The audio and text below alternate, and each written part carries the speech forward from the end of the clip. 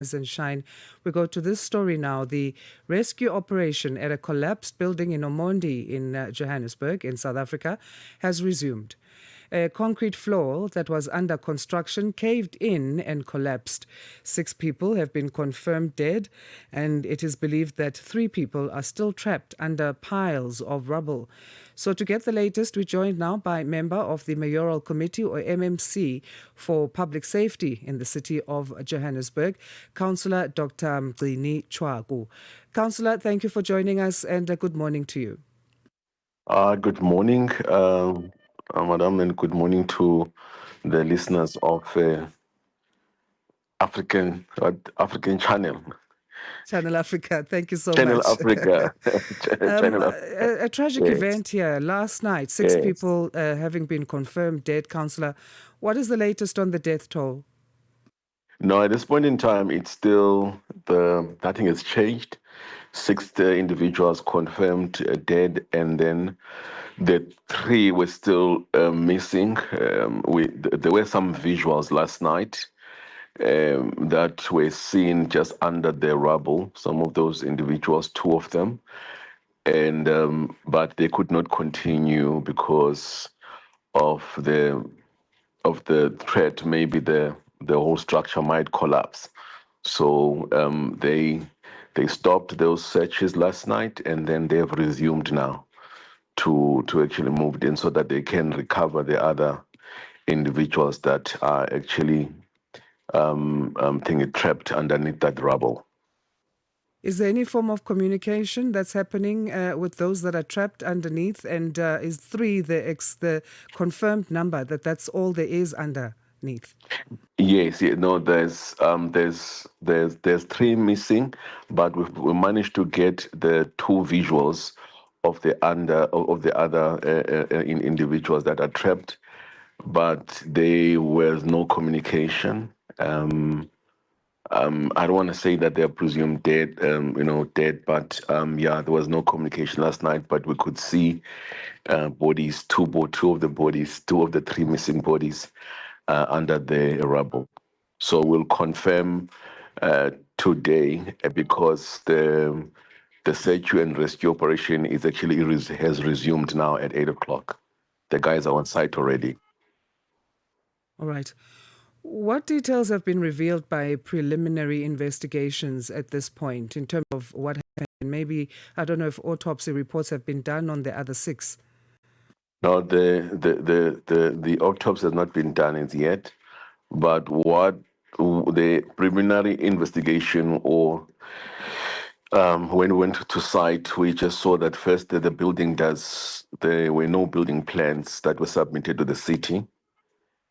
And then secondly, the building that has been constructed next to the high voltage lines, of actually ESCOM. And of course, during the course of on a detailed investigation, we'll have to look in terms of if there was a engineer's drawing, because when you're going to do a double-story building, you must submit your drawings to a structural engineer to sign it off. At this point in time, we don't think that they have those available. And looking at the pictures and also with some of the visuals that we've seen in there, is we don't think that the formwork is when you are going to pour, the slab, you need to ensure that there is enough scaffolding underneath. In other words, it must be propped properly, because if you don't do that, you run a risk of a cave in, what you said. And also, we're looking at the pictures, we don't see any reinforcement in the concrete, which is quite very weird. But of course, investigation must go in. We want to look at the health, if there was a safety person on site.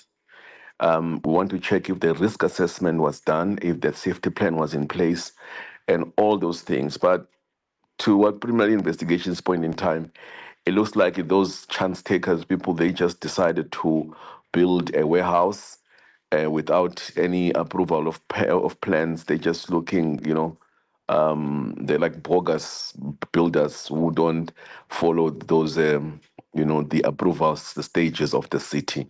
That's our preliminary investigation and also qualitative investigation in terms of what could have actually gone wrong. But when we look at the pictures, and I was talking to the former MMC of Water and Sanitation, Thembi Msane, who is a qualified, the civil engineer.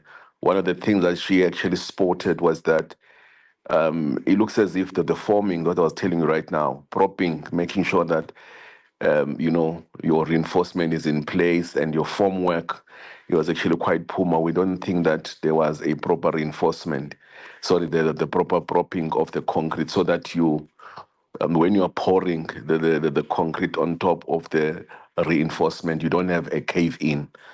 So yeah, there's quite a lot of things that have gone wrong there. So investigation will kickstart a detailed investigation with immediate effect once all the individuals have been accounted for.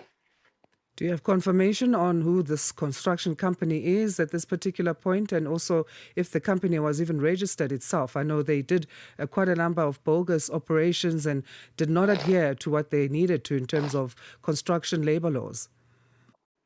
Look, with the owner of the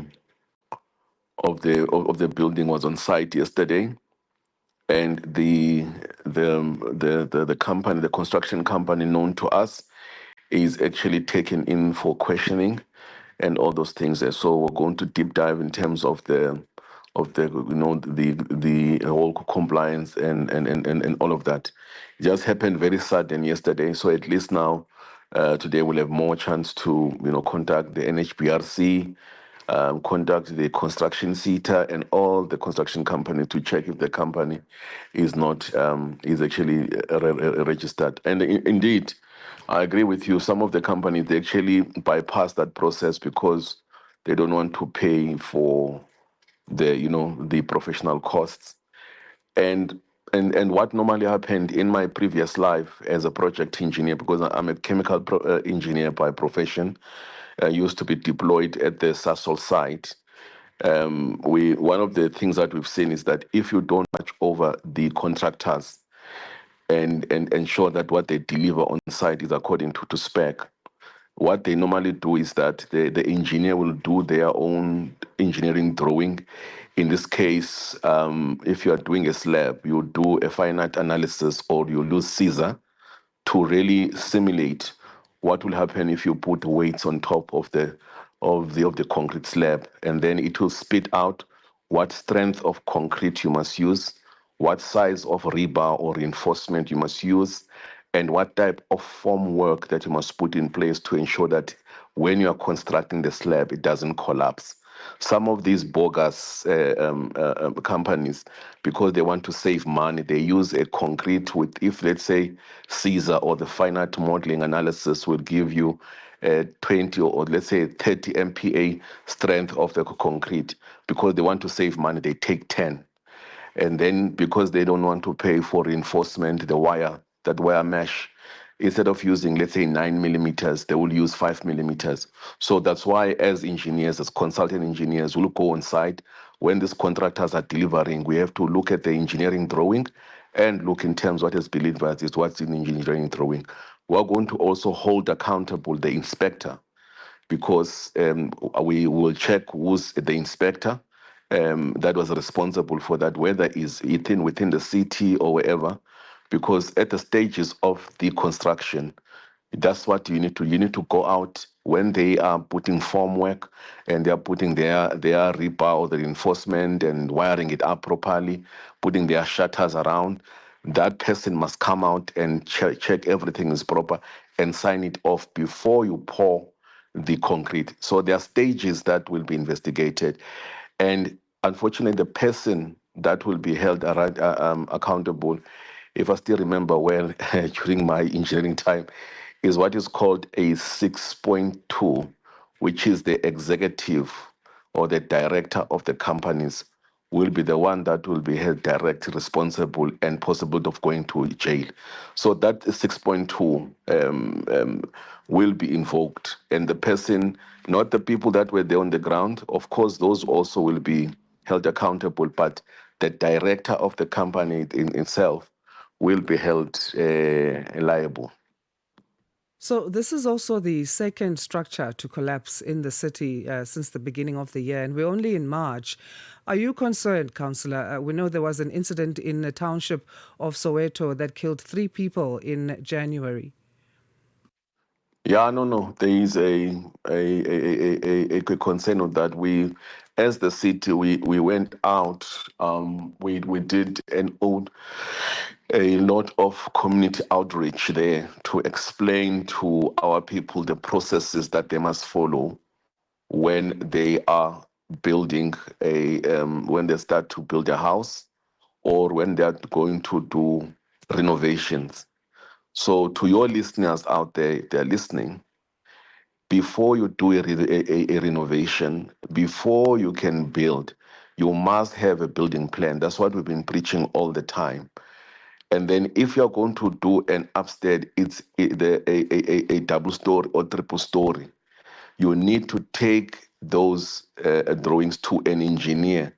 There's when you submit your plans, your architectural plans, you will have engineers in the city that will explain to you what material you must use, how do you construct that building so that it doesn't collapse. So you have an instance where our people, they don't go to the municipality. They tell you that, would I need a toilet here or I need an upstairs. So, and with this, whatever, then they start drawing these bogus thing is the construction companies. Especially there are a lot of them in the townships, by the way. They will just do a quick sketch and they'll go to these hardware stores and get the material and start to really, to construct. Unfortunately, that the people, the owners of their house, will be held directly liable in terms of that they should have known better. And we've been delivering pamphlets. We've been on the news to tell our people before you do any renovations, get those drawings, get them approved by us in the city. There are engineers that are really they're qualified to actually do that, so that you don't have to be held liable at the end in case of danger and all of that. So we will intensify again and tell our people they're not to go, they mustn't be irresponsible. I said last time that, and Alexandra, actually tomorrow I'm having a press conference. It's going to be held at the Alexandra Township. There are many double-story houses that need to be demolished because they did not follow the process of approval of drawings, approval by an engineer, inspectors coming in to do the quality assurance. So anything that can happen there as the city and the public safety, I can be held liable. So we are in the talks with the people of Alexander, and our people are very stubborn. It's going to be very difficult. Others, we've been sending engineers to go and check if maybe there can be reinforcements that can be done in those houses. They build double-story houses without approval of any drawings. When you look at these houses, some of them are close to the river, very, very close to the river. And then you're looking at the slab. There's actually literally a very thin slab that is there. So yeah, we've got some problems, but we've been going out to our people outreach. Every time, even the EMS when they are doing their outreach program on fire and buildings, we tell our people. Even JMPD, which is the Metro Police, through their outreach, their program. That's what they actually do. But we will do more. So our people, it's just in the townships, the compliance of the bylaw, it's still difficult. They just lawlessness that is there. So we are turning the corner, but it is very, very difficult.